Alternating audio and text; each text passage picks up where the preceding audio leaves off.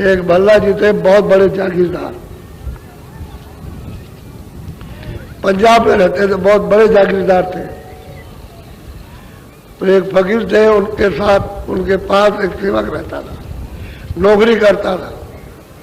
तो उनसे भल्ला जी से कहा कि हजूर, एक बहुत बड़े महापुरुष, आप बड़े जमींदार, बड़े जागीरदार हैं, आपके पास में सब कुछ है, लेकिन यह है कि जरा सा दीदार और दर्शन कर लीजिए।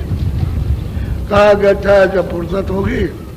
इनकार नहीं किया, कह जब मौका मिल जाएगा तो चलेंगे। कुछ दिन के बाद कुछ दूर आए होंगे तो सेवक ने कहा कि हजूर, आपको मैं याद कराता हूँ कि वो यहाँ पास में आए हो, कुछ दूर पर है, तो आप चले चलिए दर्शन खाली कर आइए।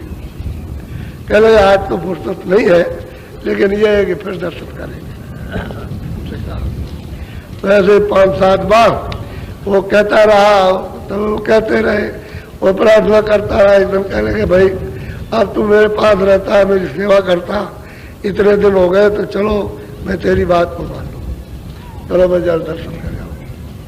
तो गए वहाँ दर्शन करने। चुपचाप एकांत बैठ गए जमीन में, जागीरदार बन के नहीं बैठे सुनने के लिए, और बैठे रहे, सुनते रहे, फिर बीच में रोने लगे। क्या रोने लगे कि भाई संसार तो कुछ नहीं, हम आ गए, हमारे बाप चले गए, हमारे दादे चले गए, हमारे ये चले गए। वो सोचने लगे तो हमारा भी क्या समय है, हम भी चले जा रहे। तो सोचने लगे उनके वचन सुन के कि ले तो कुछ नहीं जाएंगे, तो पीछे रोने लगे। सेवक ने कहा, जो उनका नौकर था, उन्होंने कहा भाई ऐसा करो कि हम यही रह जाए, कोई जगह पड़े रहेंगे, कल और वचन सुन लेंगे। 1 दिन रहे, 2 दिन रहे, धीरे से सुनते रहे, हफ्ते भर रह गए। फिर गए वहाँ तो दिल नहीं लगा, फिर लौट के चले आए। तो महात्मा जी सुनाते रहे, तो फिर उन्होंने कहा भाई ये संगत आई हुई है, ये पानी चाहती है, खाना चाहती है, आए हुए खाने। तो फिर वो गए, इंतजाम करके उस संगत का आटा, जो कुछ भी दाल चावल सब संगत को खिला रहे। उनका हो गया प्रेम, बहुत ज्यादा प्रेम हो गया। अब जहाँ जहाँ संगत लगे वहाँ पहुँच जाए, और उनकी तरफ से सब संगत के खिलाने का सब खर्चा। आपको आश्चर्य की बात तो यह है कि उन्होंने सब कुछ लुटा दिया, जितना भी उनके पास पैसा खजाने में था, वो उनके पास खेती थी, वो अब उनके पास में कुछ जानवर वो मर गए, उनके पास स्त्री थी वो भी मर गई, उनका बच्चा भी मर गया, और वो बराबर आते हो जाते रहे संगत में।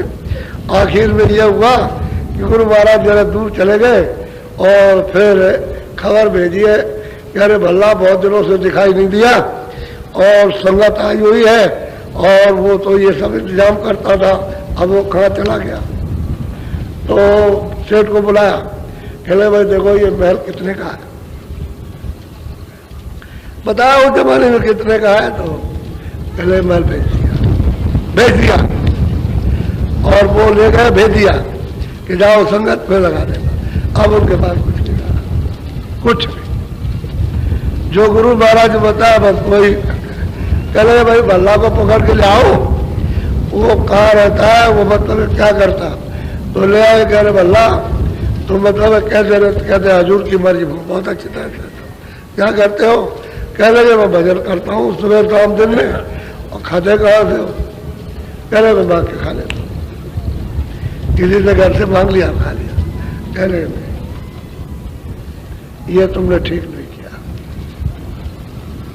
यहाँ आ जाओ डेरे पर, आश्रम में आ जाओ। तो चले आए, आश्रम में रहने लगे। एक दिन गुरु महाराज जा रहे थे, पूछने लगे, कह रहे भाई बल्ला क्या कर रहे हो, कह रहे भजन करता हूँ। खाते खाओ, कह लगा भंडारे में से लंगर खाने से खा लेता हूँ। कह लगे ये तुम्हारा काम नहीं, हजूर जो हुक्म हो। कह लगे जाओ, वो जंगल है, वहां से लकड़ी बीन के इकट्ठा ले आओ, और लंगर खाने में दो जहां भोजन बनता, तब खाना। तो बेचारे अपना भजन करे और सेवा हो करे, और लकड़ी बीनने के लिए जाए, बीन का इकट्ठा ले आए, और वहां लंगर खाने में दे दे, उसके एवज में खा ले। फिर एक दिन गुरु महाराज जा रहे थे, कोई झाड़ू लगा रहे थे, जागीरदार झाड़ू लगा रहा, पूछा अरे वल्ला तुमको क्या कर रहे हो? कह लगा हजूर मैं जाता हूँ लकड़ियाँ ले आता हूँ और हजूर लंगर खाने को दे देता हूँ रोटी खाने। कह रहे अरे वो भल्ला तू तो दूसरों की सेवा करता था, तू तो अपने पेट के लिए ही अब कर रहा और उनकी सेवा तो कुछ करता नहीं। तो कह लगे हजूर जो हुक्म हो। कह लगे अच्छा एक काम करो कि एक तो गट्ठा ले आया करो लंगर के लिए, यानी रसोई घर के लिए, और एक गट्ठा तुम ले आए संगत के लिए। 2 गट्ठे वहां जमा किया तो संगत की सेवा होगी, और एक गट्ठा जो तुम जमा करोगे लंगर खाने में उससे रोटी खा लेना और भजन कर लो। तो बेचारे जाए और देर लग जाए, तो वह जंगल में लकड़ी इकट्ठी करते रहे, 2 गट्ठा बांध के लाए। लाते उतने ही थे जितना पहले लाते तो उतना दूसरा भी, और दोनों एक साथ लाद करके लाते थे और लंगर खाने में देते थे। एक दिन गुरु महाराज ने किसी के लिए कुछ काम के लिए कह दिया होगा, तो वो काम करता रहा, पूरा नहीं हुआ।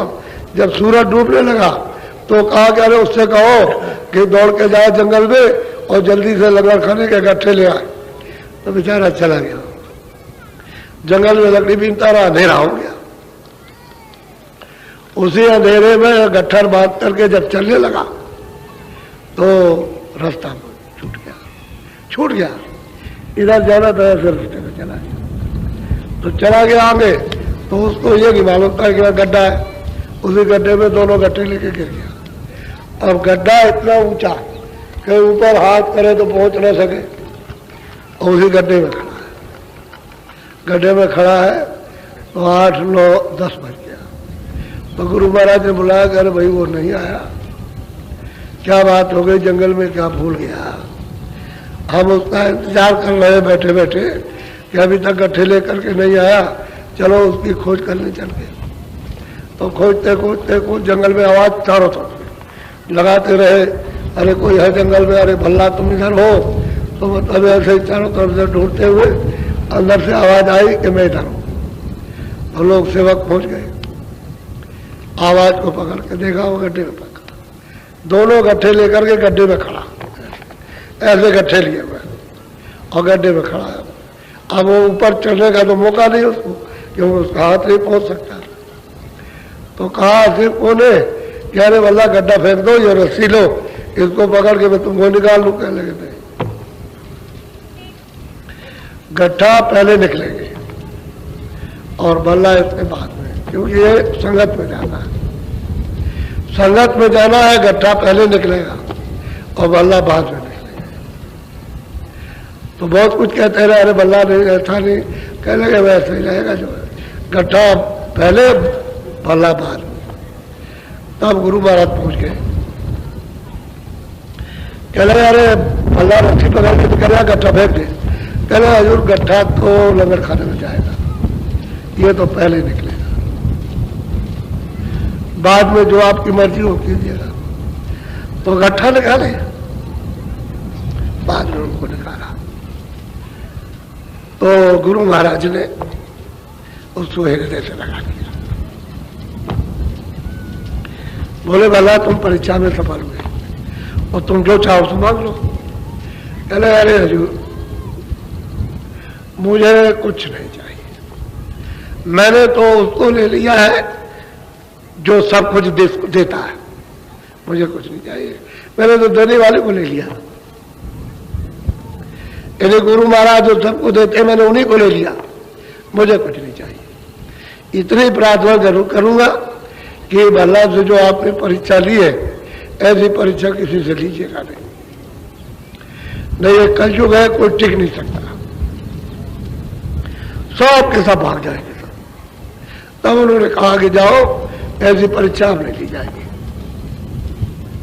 ऐसे ऐसे आशिक कि सबको निछावर कर दे, कुछ नहीं करते, तन को नहीं समझते धन क्या चीज, मैल क्या चीज है, जमीन और बच्चे क्या चीज, इसी को नहीं समझते, इसके चिथड़े उतारना चाहते, कुछ नहीं। अब वही बल्ला कि जीते जी उसने मालिक को प्राप्त कर लिया। जब गुरु को ले लिया, जब उनको ही खरीद लिया, तो क्या किसी कोई मांगेगा। कृपा हो गई, दया हो गई। वो तो दया तो उसके ऊपर हो ही रही थी, लेकिन सबको ये सबक सिखाना था, सबके सामने कि ऐसा होना चाहिए।